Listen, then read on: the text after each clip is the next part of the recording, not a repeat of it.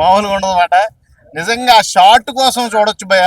AR Rahman గారు background BGM కొట్టాడు. అసలు రెహమాన్ గారు అంటే చెప్పవసరలే, ఆయన ఒక మ్యూజిక్ ప్రపంచంలో పెద్ద విధ్వంసం సృష్టించాడు. ఫస్ట్ ఆస్కార్ కూడా తీసుకున్నాడు మన తెలుగు ఇండస్ట్రీ నుంచి మ్యూజిక్ డైరెక్టర్ గా. కాబట్టి అలాంటి ఆయన కాంబినేషన్ లో బుచ్చిబాబు రావడం అనేది ఈసారి పెద్దికి భారీ పెద్ద ప్లాన్ అని చెప్పొచ్చు. సో మరి ట్రోలర్స్ కి ఏం చెప్తారు? స్టార్టింగ్ లో ఫస్ట్ లుక్ వచ్చినప్పుడు పుష్ప లాగా ఉందని చెప్పారు కదా, సో వాళ్ళకి ఏం చెప్తారు? ఏడ్చేవాడు ఎప్పుడు ఏడుతూనే ఉంటాడు, ఆడు ఎప్పుడు ఆగడం. అర్థమైందా? ఈ ఏంటంటే ఇప్పుడు మనం తెలుగు ఇండస్ట్రీ గురించి మాట్లాడుతున్నాం, ఒక పెద్ద హీరో గురించి మాట్లాడుతున్నాం, గ్లోబల్ స్టార్ గురించి మాట్లాడుతున్నాం. అంటే మన తెలుగు సినిమా పరిశ్రమని తీసుకెళ్లి ఒక లెవెల్లో పెట్టిన హీరోల గురించి మనం అప్రిషియేట్ చేయాలి. ఇలా ట్రోల్ చేస్తే ఏమొస్తుంది? మన పరువు మనమే తీసుకుంటున్నాం. అర్థమైందా? ఇప్పుడు పక్కనోడిని తొక్కాలి అంటే మనం హైప్ అవ్వాలి. మనల్ని మనమే తొక్కేసుకుంటా ఉంటే ఎప్పటికీ అయిపోలేం. కాబట్టి బాలీవుడ్ రేంజ్ వాళ్ళు ఇప్పుడు భయపడుతున్నారు అంటే టాలీవుడ్ ని చూసి, అది కొంతమంది డైరెక్టర్లు కొంతమంది హీరోలు కృషి. దాన్ని గుర్తించకుండా ఈ పనికిమాలిన ట్రోలర్స్ ఉన్నారు చూడు, ఈ నా కొడుకులందరూ నేను నరికి పోగులెట్టాలి ఒక రకంగా చెప్పాలంటే. నిజంగా ఈ ట్రోల్స్ వల్ల బ్యాడ్ ఇంపాక్ట్ అయితే క్రియేట్ అవుతుంది తెలుగు ఇండస్ట్రీ మీద. ఇది ఒక్క హీరో మీద కాదు, ఇలా చేయడం చాలా తప్పు. నేను తీవ్రంగా ఖండిస్తా. ఇలా చేయడం వల్ల మనకి ఏదన్నా మంచి కంటెంట్ తో రావాలనుకునేటప్పుడు కూడా ఈ ట్రోల్స్ గురైతం వల్ల వీళ్ళతో తీస్తే మళ్ళీ ఏదో ట్రోల్లో పడేస్తారు, ఇలా అవసరమా అన్న ఫీలింగ్ అయితే క్రియేట్ అవుతుంది డైరెక్టర్స్ కి.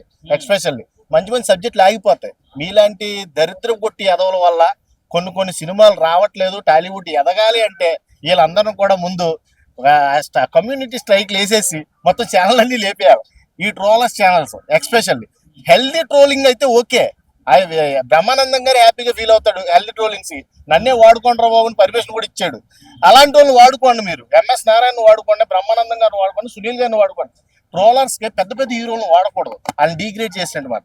వాళ్ళకున్న అదే పాజిటివ్ థింకింగ్ అనేది పోతుంది అన్నమాట. ఆటోమేటిక్ గా ఈయన కొడుకులు ఏది మాట్లాడినా ట్రోల్ చేస్తారు. ఇప్పుడు అవసరమా మాట్లాడడం అని లోపల ఉన్న ఫీలింగ్స్ కూడా బయట పెట్టరు. కాబట్టి పెద్ద పెద్ద హీరోల్ని టార్గెట్ చేసేవాళ్ళు కేవలం వాళ్ళు రూపాయి సంపాదించుకుందామని, అంతేగాని దాంట్లో అక్కడ ఏం అర్థం లేదు అలా ట్రోల్ చేసి నాశనం చేయడం వల్ల. మరి చాలా మంది ఏఆర్ రెహమాన్ గారు కాకుండా డిఎస్పీ గారు ఉంటే బ్యాక్గ్రౌండ్ స్కోర్ ఇంకా అదిరిపోయేదని చెప్తున్నారు. దానికి మీరేమో? లేదు, ఏఆర్ రెహమాన్ గారు డిఎస్పీ మెగా ఫ్యామిలీకి ఒక బ్రాండ్ అంబాసిడర్ లాంటాడు. నిజంగా డిఎస్పీని ఎక్స్పెక్ట్ చేయడంలో తప్పులేదు, కానీ డిఎస్పీ ఆల్రెడీ చాలా ప్రాజెక్టులో బిజీగా ఉండడం వల్ల ఏఆర్ రెహమాన్ గారు బుచ్చిబాబు రికమెండ్ చేసుకున్నాడు. మా సినారియోకి ఏఆర్ రెహమాన్ గారు అయితే పర్ఫెక్ట్ మ్యాచ్ మ్యూజిక్ ఇస్తాడు అని ఆయన నమ్మాడు. అది ఆయన పర్సనల్ ఒపీనియన్ కదా, మనం మార్చమంటే మార్చలేడు కదా. కాబట్టి డిఎస్పీ గారైనా ఏఆర్ రెహమాన్ అయినా ఇద్దరు కూడా మెగా ఫ్యామిలీకి మ్యూజిక్ కొట్టడంలో తిట్టలు. వీళ్ళిద్దరు కూడా బాగా కొట్టగలరు, బాగా చెప్పగలరు, బాగా పాడించగలరు. Hi bro. మరి పెద్ద గ్లిమ్స్ వచ్చింది కదా, మీకు ఎలా అనిపించింది? సూపర్ అనిపించింది బ్రో. రామ్ చరణ్ కంబ్యాక్ అనిపించింది. ట్రోలర్స్ అందరికి, రామ్ చరణ్ ఎవరైతే ట్రోల్ చేస్తున్నారో ట్రోలర్స్ అందరికి సమాధానం ఇచ్చే సినిమా అవ్వబోతుందని ఎక్స్పెక్టేషన్స్ ఉన్నాయి. అంటే ఈ సినిమా యూట్యూబ్ పరంగా వ్యూస్ కూడా మొత్తం ఆల్ ఇండియా టాప్ పెట్టేసింది. సో మరి దానికి ఏమంటారు? అంటే ఒక హీరోని అట్లా కొడుతుంటారు, అది రామ్ చరణ్ గారి ప్యూర్ స్టామినా అనుకోవచ్చా? ఇది రామ్ చరణ్ గారి ప్యూర్ స్టామినా, బిచ్చుబాబు గారి టాలెంట్. ఈ రెండే ఈ సినిమాలో మనం కంపేర్ చేయాల్సింది ఈ రెండే. ఎందుకంటే ఏఆర్ రెహమాన్ గారు కూడా మ్యూజిక్ అందించారు. ఏఆర్ రెహమాన్ గారు ఆల్రెడీ వీళ్ళిద్దరిని దాటేసి ఎప్పుడే వెళ్ళిపోయారు. ఏఆర్ రెహమాన్ గారి గురించి మనం మాట్లాడుకోవాల్సిన అవసరం కూడా లేదు. రామ్ చరణ్ గారు, బుచ్చిబాబు గారు ఈ సినిమాకి మెయిన్ పిల్లర్. వాళ్ళిద్దరి స్టామినానే ఈ సినిమాని ప్రూవ్ చేయబోతుంది. ఇప్పుడు దీనికి సినిమాని ఫస్ట్ గ్లిమ్స్ తోనే ఎక్కిచ్చేసారు కదా ఆడియన్స్ కి. మరి గేమ్ చేంజర్ ఎక్కించలేకపోవడానికి ప్రమోషన్స్ కారణం అంటారు, లేకపోవడమే? Yes bro, 100%. గేమ్ చేంజర్ ఏంటంటే అందరికీ మనకి ఆ డైరెక్టర్ మీద ఉన్న ఒక ఎక్స్పెక్టేషన్ చాలా ఎక్కువ ఉండే. ఆయన బిఫోర్ నేను 20 years నుంచి, బిఫోర్ 20 years బ్యాక్ కూడా ఆయన ఇండియన్ 1, ఇండియన్ 2 అలాంటి సినిమాలు సేమ్ కంటెంట్లోనే సినిమాలు తీశాడు. ఇప్పుడు చూడాలంటే ఆ సినిమాలు ఎవరు చూడరు. ఎందుకంటే మనందరము ఏఐకి అలవాటు పడిపోయినాం. ఇప్పుడు ఎంతో పెద్ద ఏఐ టెక్నాలజీ వచ్చింది కాబట్టి అందరూ ఎక్స్పెక్ట్ చేస్తున్నారు. ఆయన ఇచ్చే స్టఫ్ సరిపోలేదు బ్రో. మరి మన మ్యూజిక్ డైరెక్టర్ గా ఏఆర్ రెహమాన్ గారు కాకుండా డిఎస్పీ గారు అయితే ఇంకా బ్యాక్గ్రౌండ్ స్కోర్ అదిరిపోయేదని చెప్తున్నారు, మీరేమంటారు? దానికి డిఎస్పీ గారిని అడిగినా కూడా ఏఆర్ రెహమాన్ గారే కరెక్ట్ ఈ సినిమాకి అని చెప్తారు. అంతే, ఏఆర్ రెహమాన్ గారు ఉంటేనే ఈ సినిమాకి బీజిఎం మంచిగా ఉంటుందని అనుకుంటాను 100%. ఎందుకంటే ఏఆర్ రెహమాన్ గారికి, డిఎస్పీ గారికి వాళ్ళిద్దరికి చాలా మంచి కోఆర్డినేషన్ కూడా ఉంది. మనం చాలా ఈవెంట్లలో కూడా చూసాము. బట్ ఏఆర్ రెహమాన్ గారు ఇచ్చినంత హైప్గా డిఎస్పీ గారు ఇవ్వలేరు అని ఇది రామ్ చరణ్ గారి స్క్రీన్ ప్రెసెన్స్ ఎలా అనిపించింది ఓవరాల్ గా? స్క్రీన్ ప్రెజెన్స్ చంపేశాడు బ్రో, దున్నేశాడు. ఆ, ఇది పెద్ద షాట్ అని అనుకోవచ్చు bro. ప్రతి ఒక్కళ్ళు ఇది పెద్ద షాట్ అని అనుకోవచ్చు. సో ఒక్క మాటలో ట్రోలర్స్ కి మనం చెప్పాలంటే ఏం చెప్తాం? ట్రోలర్స్ అందరికి ఆ బ్యాట్ తోని షాట్ కొట్టాడు కదా, సినిమా వచ్చిన తర్వాత అదే షాట్ ఎవరికి ఎక్కడ తగులుతో తెలియదు, అదే ట్రోలర్స్ రెడీగా ఉండాలి. నమస్తే బ్రో. నమస్తే. సో ఎట్లా ఉంది పెద్ద గ్లిమ్స్ చూసావా, ఎలా అనిపించింది? మామూలుగా లేదు, కింద పెట్టి బ్యాట్ కొడితే 6 పోయి బాలయ్య చేతిలో బాబులా పడ్డది, బాల్ పోయి ఆడబడ్డది. సో బాలయ్య బాబు ఇంకా ఎగిరేస్తుంది ఇట్లా ఇట్లా. సో బాగుంది. ఓవరాల్ గా సినిమా చూద్దాం, దాని తర్వాత మాట్లాడుకుందాం. అంటే రామ్ చరణ్ గారి లుక్స్ ఎలా ఉంది కంపేర్ టు ఇంతకు ముందు మూవీస్ కి ఈ సినిమా? రంగస్థలం బుచ్చిబాబు గారు బాగా హ్యాండిల్ చేశారా? బుజ్జి బాబుతో సినిమా అంటే మామూలుగా ఉండదు ఒకటి. ఇంకోటి బుజ్జి బాబు అన్న సైలెంట్ గా ఉంటాడు, వైలెంట్ చూపిస్తాడు. సో సైలెంట్ గా ఉన్నవాడు వైలెంట్ చూపిస్తాడు. సినిమా ఇట్టు రాసి పెట్టుకోండి, మిలియన్ న్యూస్ లో వెళ్ళిపోతుంది. అసలు అది ఎక్కడికి వెళ్తుంది ఆ బ్యాట్, ఐపీఎల్ దాటి ఓ ఎక్కడికెక్కడికి వెళ్ళిపోతుంది, పాకిస్తాన్ గిటే వెళ్ళిపోతుంది. ఆ బాల్ ఎక్కడికి వెళ్ళిపోతుందో అర్థమైతే లేదు. సో ఈసారి బ్యాట్ తోటి బాక్స్ ఆఫీస్ బద్దలు కొట్టడానికి వచ్చేసిండు రామ్ చరణ్ అన్న. రహమాన్ మ్యూజిక్ ఎలా అనిపించింది? బాగుందన్న, చాలా బాగుంది. మా అన్న బ్యాటే అసలు ఆ బ్యాట్ బాల్ తోటి కొడుతుండే, అది ఐపీఎల్ ఎక్కడెక్కడ పడుతుందో, ఎవరెవరి చేతిలో పడుతుందో, ఎవరెవరు పట్టుకుంటుందో అర్థమైతే లేదు. ధోని హెలికాప్టర్ షాట్ కొట్టినట్టుందా? అట్లుంది, మామూలుగా లేదు అసలు. పాకిస్తానే పోయినట్లుంది, అది అట్లుంది అన్న. సో మరి ఫస్ట్ లుక్ వచ్చినప్పుడు ట్రోల్ చేశారు చాలా మంది, అవును. పుష్ప లాగా ఉందని చెప్పేసి. మరి ట్రోలర్ కి ఏం చెప్తారు? పుష్పకి దీనికి సంబంధమే లేదు. ఈ ట్రోల్స్ ఎవరైతే చేసిండ్రో పుష్పకి పెద్దకి అసలు దానికి దీనికి మ్యాచే లేదు. అది ఎక్కడనో ఇది ఎక్కడనో. సో పుష్ప సినిమా అంటే ఏందన్నా, ఎట్లా దొంగతనం చేయాలి, దొంగలను ఎట్లా తయారు చేయాలి, అది సినిమా. సో మరి మ్యూజిక్ డైరెక్టర్ గా ఏఆర్ రెహమాన్ గారు కాకుండా డిఎస్పీ గారు ఉంటే బాగుండేది, ఇంకా బ్యాక్గ్రౌండ్ స్కోర్ అదిరిపోయేది అని చెప్పి చెప్తున్నారు. సినిమా చూడాలి కదా, సినిమా చూడక ముందుకే అన్ని చెప్పిండ్రు. పుష్ప 2లో గిట ఒక సాంగ్ బాగాలేదన్నారు.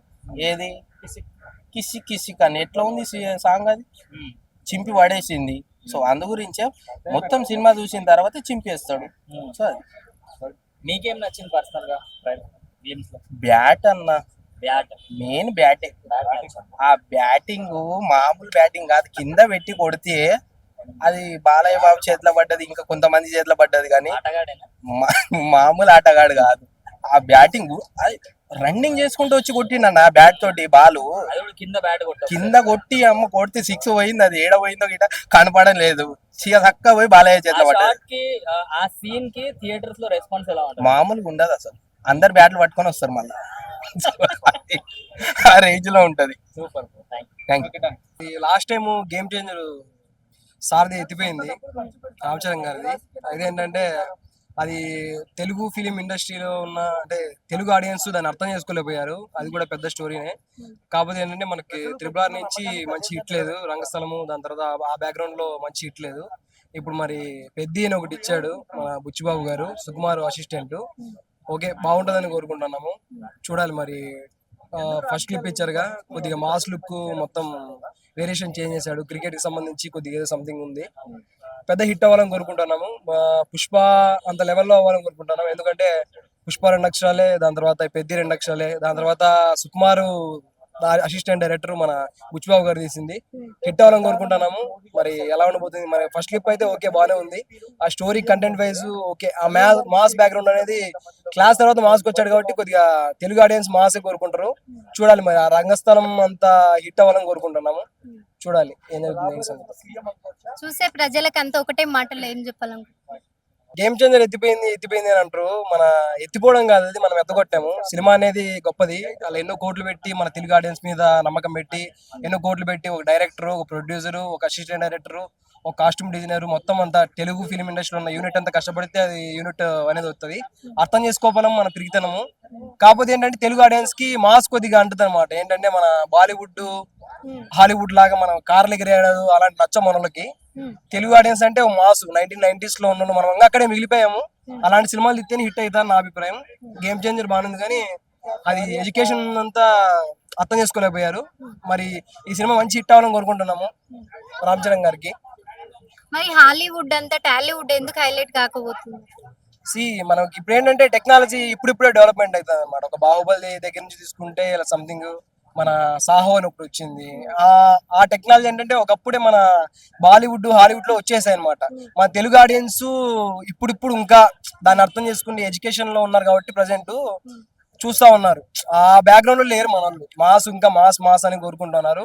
ఇంకా మనం ఆ వేరియేషన్ లో కార్లు ఎగరేయడాలు, గాల్లో ఎగరేయడాలు, ఇవన్నీ అవతారు ఇలాంటి సినిమాలు రావాలంటే ఇంకొక 30 సంవత్సరాల ముందుకు పోతే ఆ సినిమాలు హిట్ అవుతాయి. ఈ జనరేషన్ కి అర్థం కాకపోవడం నా అభిప్రాయం. మా సినిమాలు హిట్ అవుతాయి, ఎందుకంటే తెలుగు ఆడియన్స్ అవే అర్థం చేసుకోవాలి కాబట్టి అవి హిట్ అవుతాయి. చావా ఏంటంటే అది మనకి బయోగ్రఫీ తీసుకొని తీసారనమాట. శివాజీ మహారాజు, దాని తర్వాత శంభాజీ మహారాజు ఆయన కొడుకుది మనకు తీసారనమాట. అదేంటంటే మంచి హార్ట్ టచింగ్ మనకి, ఎందుకంటే మన కోసం మనం బతకడం వేరు, వేరే వాళ్ళ కోసం బతికించి మన ప్రజల్ని బ్రతికించడం వేరు. అలాంటివి మన సినిమాలో తీసుకుంటాం, కానీ రియల్ లైఫ్ ఒక తీసారంటే మనకు కూడా మోటివేషన్ గా ఉంటది అనమాట. అరే బాబు ఇలా మన కోసం పోరాడారు మన కోసము అని చెప్పి దాన్ని హిట్ చేస్తారు. ఎందుకంటే సినిమా ఆ టైప్ ఆఫ్ ఉంటది కాబట్టి మనకి చాలా మంచి సినిమా చూడాలి. మరి శివాజీ మహారాజ్ కూడా వస్తుంది అంటున్నారు, ఇంకా వస్తే మంచిది. ఇదైతే మనకు ఒక మంచి ఇన్స్పిరేషన్ గా అందించింది. దాని కంటెంట్ చూడాలి మరి ఎలా ఉండబోతుంది. మరి మీ మాటల ద్వారా బుచ్చిబాబు గారికి ఏం చెప్పాలనుకుంటున్నారు? బుచ్చిబాబు గారు చెప్పడం ఏం లేదు, అంటే చిన్న సినిమా తీశాడు ఫస్ట్ ఉప్పెన అని చెప్పి హిట్ అయిపోయింది. దాని తర్వాత రామ్ చరణ్ గారిని పిలిచి మరీ పెద్ద క్యారెక్టర్ ఇవ్వడం, అంటే ఆయనకి ఈయన చూస్తే మనం గ్లోబల్ స్టార్, ఏం చూస్తే చిన్న డైరెక్టర్, ఎక్కడ అసిస్టెంట్ డైరెక్టర్ దగ్గర నుంచి ఒక చిన్న సినిమాని తీసాడు ఉప్పెన అని పెట్టి, ఒక 2 ఆర్టిస్టులను పెట్టి, ఎప్పుడు జూనియర్స్ కొత్తగా వచ్చిన వాళ్ళని తెలుగు ఫిలిం ఇండస్ట్రీలోకి. దాని తర్వాత పెద్ద అవకాశం ఇచ్చారంటే నమ్మితగా అంత ఇవ్వరు. అది కాక మన డైరెక్టర్ గారు సుకుమార్ గారి కొద్దిగా ఆయన సపోర్ట్ ఉంది కాబట్టి హిట్ అవ్వాలని కోరుకుంటున్నాము. చూడాలి మరి ఎలా ఉండబోతుంది ఏంటి సంగతి అని చెప్పి. అదే పెద్ద హిట్ అవ్వాలని కోరుకుంటున్నాము, చూడాలి ఏంటి సంగతి. అది తెలుగు ఆడియన్స్ ని బట్టి ఉంటది. స్టోరీ బాగుంటే, దాని తర్వాత కథ బాగుంటే బాగుంటుందని కోరుకుంటున్నాము, హిట్ అవ్వాలని కూడా కోరుకుంటున్నాము.